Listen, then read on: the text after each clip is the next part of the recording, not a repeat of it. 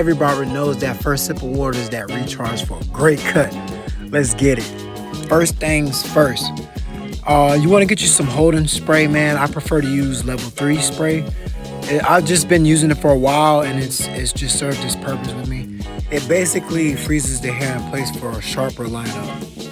I'll be using Tune 45.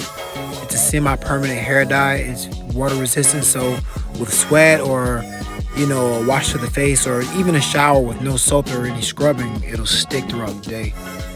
Very dependable. I'm adding more of that holding spray so it can lock in these fibers that I'm adding. The fibers add that dark that everyone's looking for. It gives that dramatic right angle effect with the blend and the transition. Keep in mind to make sure the client's original hairline is on point before applying the actual